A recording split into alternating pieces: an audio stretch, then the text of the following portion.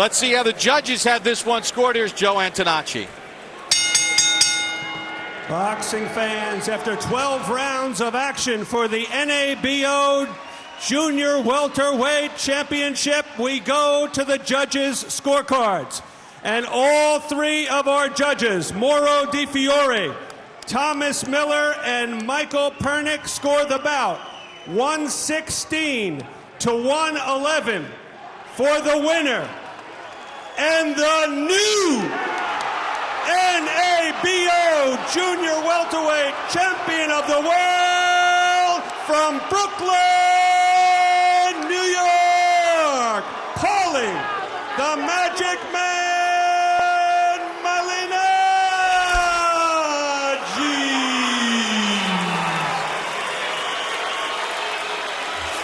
You saw before the decision and then after the decision the wink of sportsmanship between the two. They like each other. Paulie's a great showman. But you look at the final punch numbers and you see Malignaggi throwing 802 punches. The connect percentage not as good, but he was busier and he used his jab to control the action throughout the course of the fight.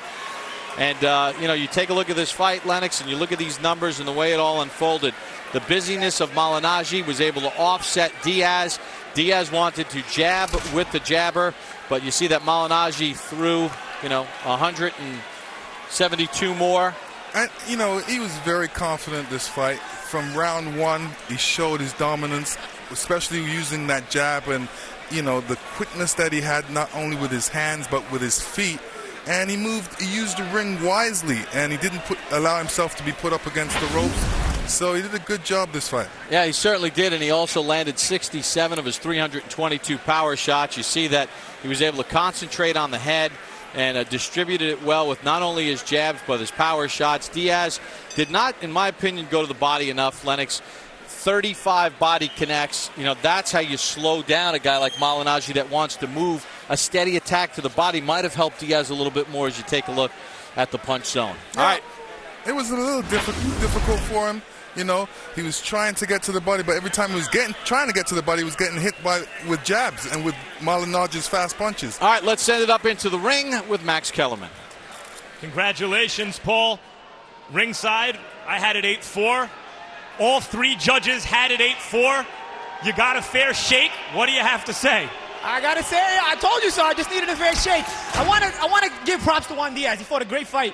I know we had a lot of venom to spew at each other before that, but he always brings out my respect to him every time we get in there and fight. He fought like a warrior. I also want to say to those critics and cynics out there, all those haters, all you punks that said I was finished, calling me a has-been last year at this time. Last year at this time, you thought I was done.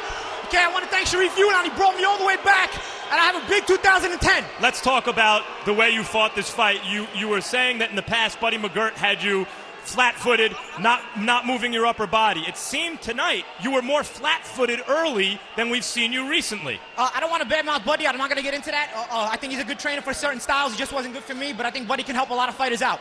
Having said that, Juan didn't pressure me early on, so I didn't feel the need to give ground.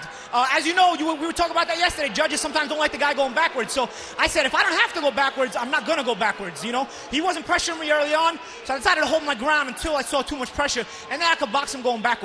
Either way, my hands were faster than him. Okay, Paulie, let's assume for a second, looking forward, that Ricky Hatton is not going to be in your immediate future. We all know that's the fight you want. Who would you like to be in your immediate future? First of all, I want to say there's a lot of great fighters in this weight class. A lot of good young champions. Victor Ortiz fought a good fight tonight. You got Darren Alexander, who's a good fighter and a title holder. Amir Khan's a good fighter and a title holder. Tim Bradley and Lamar Peterson fought tonight also and on the show, but they're great fighters. I'd like to fight Juan Manuel Marquez since everybody's saying he should fight Ricky Hatton. And the winner can fight Hatton. I'll go to England to fight Hatton, but I want to overlook somebody like Marquez.